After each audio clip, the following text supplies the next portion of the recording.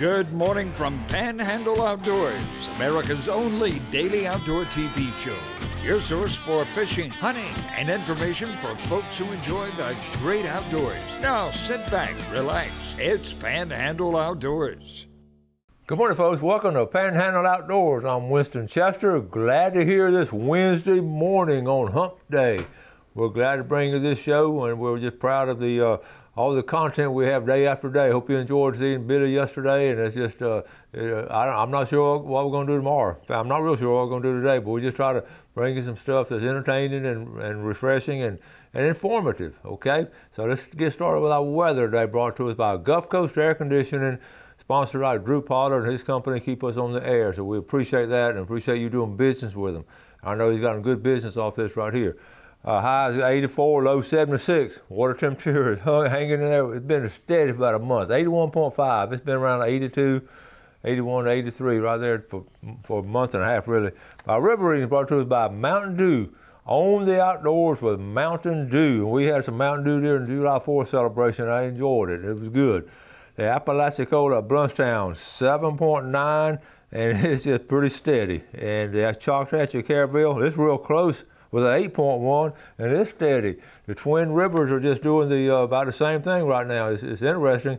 You keep thinking the river's just going to be sky high, but again, like we talked about the other day, it's just all this rain has been around the coastline. Of course, now with the tropical storm, it's more in the center of the state and toward the Tallahassee area and all. But we've had a lot of rain, I tell you, on the coast, but it has not affected river readings.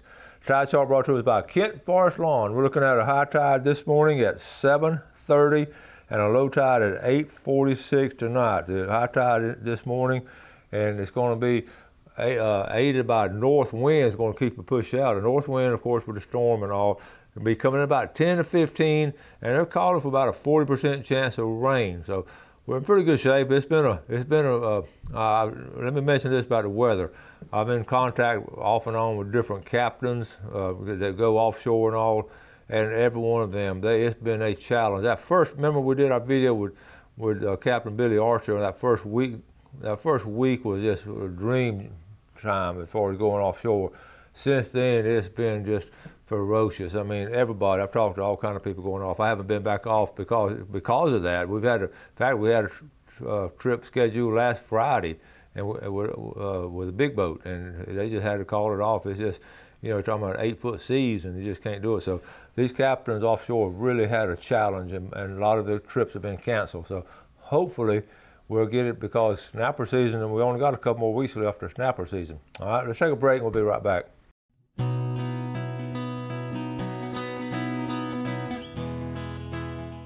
Okay, welcome back. Got some pictures and all to catch up with, and we talked to the big old rattlesnake last week. Got a lot of comments on it. Folks, we got another big rattlesnake to show you. Check this one out. This is Stacy Finley Easton sent this. When your husband isn't home, but your neighbors are the best. My backyard will haunt me forever now. I'm so upset I can't even eat. 9 points and a button in the backyard. That's scary this time of year. And the neighbors dispensed it. Good neighbors right there. All right. I got a chuckle out of this. This needs to be said. To all Southern folks, there's more vacation spots in the world than just Panama City and Gatlinburg. Now, is that not true? I mean, that's where everybody in the South want to go to. Let's go to the beach in Panama City. Then wintertime, let's go to Gatlinburg. I thought that was cute and appropriate. I want to give a shout out to the Tyson Blueberry Farm up there in Bonifay. They're just good folks, and they've been doing blueberries way back. Glenn Tyson up here, Tyson Blueberry Farm, Tyson Honeybees. So check those folks out. This is really good people, and it's a real deal. This is not imported. This is homemade right here. That looks good, don't it? Good job to the Tyson family. All right, Chris Wynn sent this in to Panama City Fishing. Folks, that's a 13-pound snapper caught in the bay. Now, you don't see that very often. A 13-pound red snapper caught in the bay. And yes, the secret has been out several years. They are out there. This is good. This is Danny Joe Strength sent this to me, to Panhandle. Well, sent it to panhandleoutdoors.net.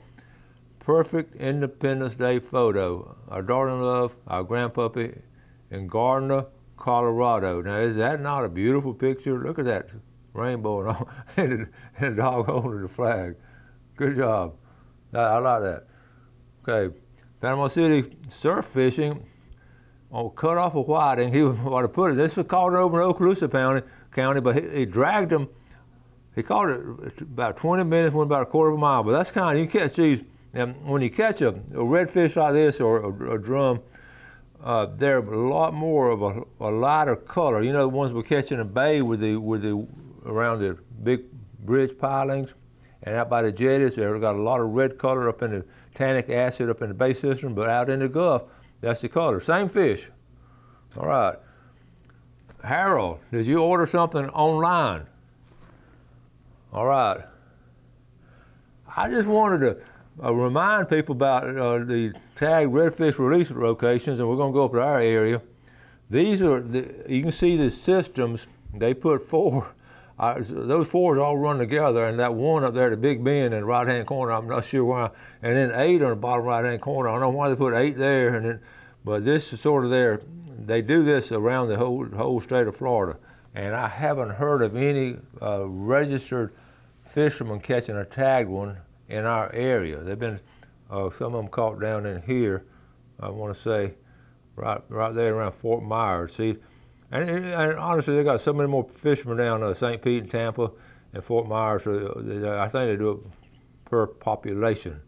But I see Miami didn't get very many. Of course, they don't do a lot of redfishing there. Anyway, just want to be aware of that. All right, LaVon Billsma back there. Look at her catching these big fish. That's just a local trip with Bob and LaVon and their friends, and this is caught on a private boat. They just went up there. They know how to fish. Good job, LaVon. One more day now. I just want to post it. Today's the last day to get your sales tax holiday, and we mentioned this the other day on the opening of it. You know, different things you can get, no tax on these, and it's not a bad deal. I mean, you don't save enough money for the college kids education, but you're gonna save some money. Okay, go ahead. We talked about this. It's right around the corner. Go ahead and put this on the calendar. I had on a July 4th family get together at Matthew, my nephew, he's a Booster Club and president. And they're just going to be their fundraiser, or the Bristol Landing. And what's good about it, they're going to end up at noon. It's not going to go in the afternoon. It's just going to be safe flight to noon. That's Eastern time on the other side of the bridge now. That's the fast time. And it's $100 per boat. And first place is $1,000. That's not bad. Go out, fish a couple hours on Saturday morning, get $1,000. So the good setup they got is all going to a good cause, the Liberty County Bulldog Booster Club. And pre-registration is encouraged but not required. Okay? All right, let's take and you know, we're seeing a really large amount of young people getting into bass fishing, and where we haven't had it in the past. And we're just really encouraged by it, and things like this is just a win-win for everybody. They can collect funds to help on all the things they do. Young people can get in it. It's open to everybody, but I want to encourage a lot of young people to get in it. Okay, let's take a break and we'll be right back.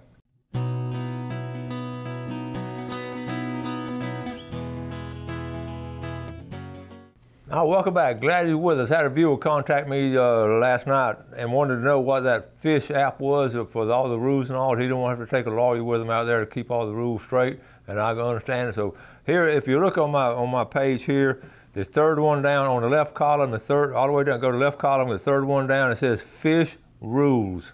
See, it's in blue. Third one down. So I'm just gonna touch on fish rules, and then it just goes into the species. And I showed this a couple weeks ago, all the different things. When you see stuff in red, that means it's closed, like a horseshoe. Let's look at horseshoe crab. Boom, it is unlawful to harvest, possess, land, purchase, sell, or exchange. And they added exchange not too many years ago, because people I'm not selling, I'm exchanging it. But so anyways, it's just a good list. And the red drum, we just showed a picture of the red drum right there in the middle. I'm gonna touch on a red drum.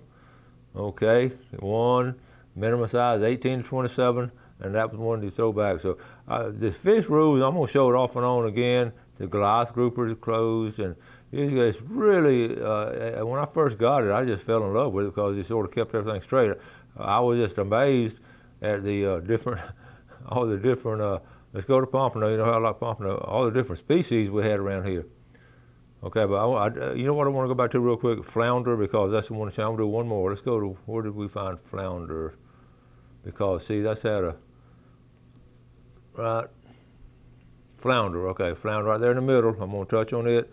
And remember, it's going up to 14 inches, and it's going to be, the season's going to be closed. And, you know, does it say here when it's closed? It doesn't. Okay. Okay, anyway, edibility is excellent. Okay, so enough of that. I just wanted to show you, and we'll give you the season and they'll update this too when the season comes around. It's closing, I think, in what, October, November maybe. And anyway, I did get a report. Speaking of fishing reports, I got a great report from a guy. They say kings are chewing. Now, when he used the term chewing, that's coming from the bona fide captains, really the commercial captains. For Tarpon Dock and different places, all these fish houses, it sort of go way back when they use the term chewing. That means they're going out and they're getting on a spot and they're just chewing on it. And they don't say they're biting, they're chewing. So if you want to be a local expert, use that term. But the kings this week have been chewing in between the storms. I know July 4th and all that, but folks, and that's normal. July 4th, you start catching a lot of kings. And also, while we're down, we spent some quality time down at the Cape and all. You know, I always want to sort of give you a state park update. There are a couple of things from my reflections, observations from over the weekend and all, the 4th. First of all, at my house down there, I've never seen as many little field mice, or rats, but they're field mice, and they were just all over the place. And I stopped, and then we saw armadillo go across the road. There was all kind of wildlife just in the sandy backyard, and I got a kick out of observing it. But the reason, the reason we're having so many field mice and all, because, okay, it's a food chain. The trees, where we usually have an owl over here in this tree, and I see hawks flying over, well, we don't have more trees. So the predators, and it's just common, you know, knowledge as far as outdoor stuff, we have an overabundance now of field mice. Later on, when we get some trees big enough, the owls are going to start coming in, the hawks are going to start coming in, and it'll balance it out. That's the balance of nature. Right now, we have way too many of these field mice and not enough of these predators. So we got to get that balance. I just got a kick out of observing that. I rode my bicycle to State Park, and my son and my daughter-in-law went the day before, and they said nobody's at the gate. I said, I've never been to St. Joe State Park. Nobody's at the gate. So the next day I rode my bicycle down there, which is just a great ride. And folks, there's not a ticket taker at the gate. You fill out the form and put your money in an envelope and drop it in, and you get a little thing. But if you have a state park pass like I do, you just write down the number on the state park pass and put it in there. I don't know what the story is, if they can't, you know, like everybody else, can't find enough people working there or whatever, but it's interesting. But I got to ride through just on one little ride. 3 deer, one of the, separate places. One was a 6-point in velvet, and they're not scared of you. I mean, they're going to, if you get close to them, but they're going to just look at you. And it just, again, riding through a state park, observing nature has always been a thrill to me and always will be. And I just sort of rode by real slow, sort of spoke to him, and he just looked at me. But velvet is really thick now on their horns. They'll start rubbing it off before long. Also, at the ramp itself, the ramp is in good shape. The campground, still no trespassing, and it just beyond my comprehension is how, and I've said it before, how they cannot rebuild a state park campground in a 3-year period. I really want to, I know, like I say, I really would like an explanation as why they can't do it. I just want to share it with you. It's not, I'm not going to camp there, but a lot of other people would, and I just cannot comprehend them doing it. So anyway, that's, I did write that down. What else did I write? Rats. And no predators. And no, okay, so I got all of it. Also, take your camera, your phone. I could have taken a great shot of that 6-point real steel and all. So think about outdoor photography when you're doing things like that. Okay, okay, let's go ahead. I got a breaking point. Let's go ahead and do a break now, and we'll be right back.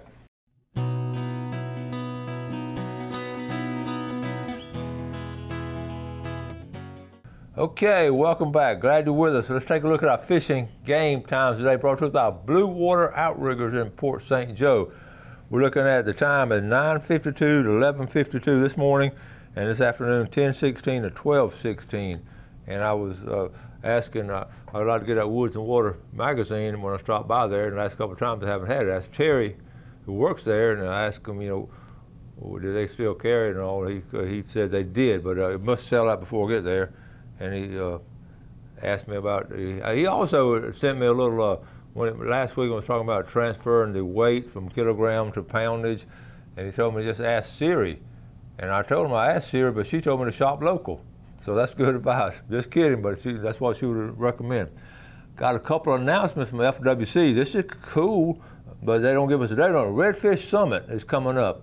That's going to come up by 2021, the Redfish Summit, but it actually does not give a date on it. It said for updates, so we'll let you know. They're hosting it in late August, so that's about a month and a half away. But Redfish Summit is coming up, and also remember this: we're just July 28th, which is 21 days from today. We got 3 weeks left for red snapper season. So if you haven't had your trip in there, I know a lot of y'all had been canceled out because of weather and all, and the backup dates are full. So just keep that in mind. Also, this is breaking news. I'm so proud of this. The corridor. We've talked about the corridor before, and we'll talk about it. I'm not going to go into a lot of detail. I want to do like a segment on it. But they actually signed. Governor DeSantis signed this into law, and I just want to show you basically what we talk about the corridor, the blacked in area right there. And a corridor is sort of a path that animals can sort of go back and forth in. They've got underpasses on the interstates and all kind of things, trying to just keep a continuity. And this is real cool because it just shows in a different colored green the priorities. And priority 1, you can see up in our area, look up here, that dark green is something we're fortunate up here to have this much woods and all as far as the Corridor Act. And there's a lot more detail to go about in it, but you look at of course, the big thing that helps is Tate Sale, Lapalachicola National Forest, and Eglin. That's some great tie-ins there, but it's just statewide. Get some good things going. So I'm proud of the governor for signing that. That's something that's been ongoing for a long time. Okay, so that I want to talk about that. Also,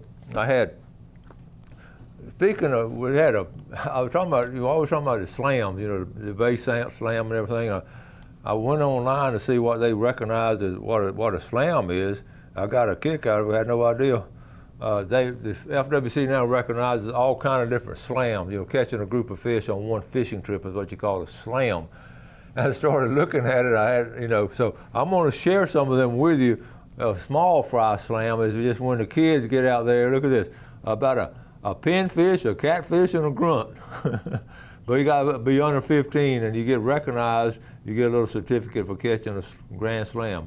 Now, a near shore Grand Slam, that's right close to shore, and right now, folks, you can catch this right now. The near shore Grand Slam, you're gonna catch this by trolling for the most part. Now the triple tail, you're gonna catch it by casting under some seaweed and all. So cobia, king mackerel, and triple tail. That's the 3 right there. And I kept on going. I said, this is interesting.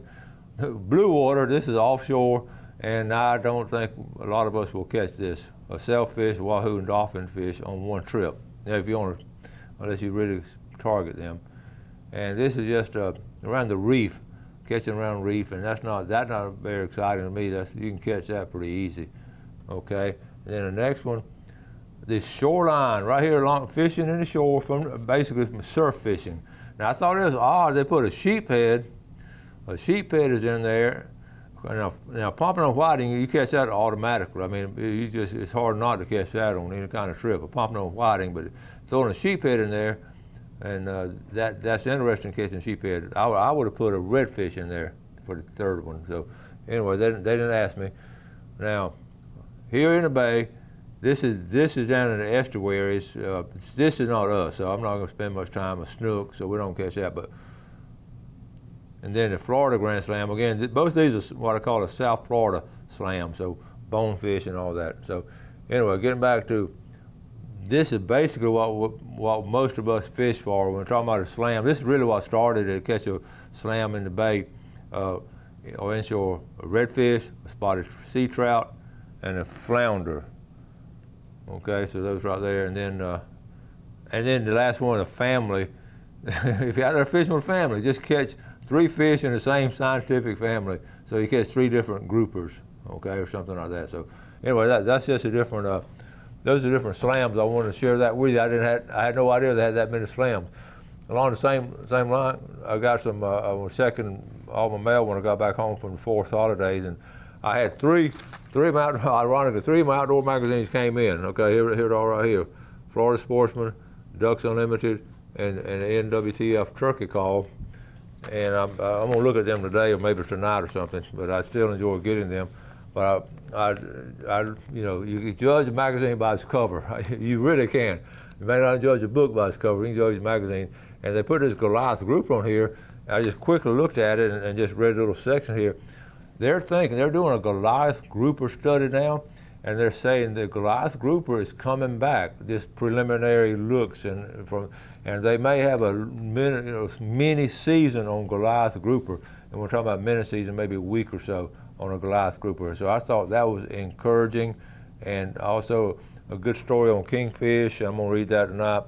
I've read 100 stories on it. And also about wearing the lanyard. We talked about the Coast Guard, you know, the cutoff switch, when you pull that lanyard out when you're falling overboard.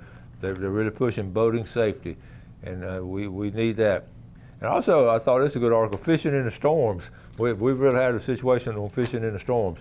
The Turkey magazine, this is a good thick magazine. Now, it only comes out every 3 months, maybe 3 or 4 times a year, but really good stuff.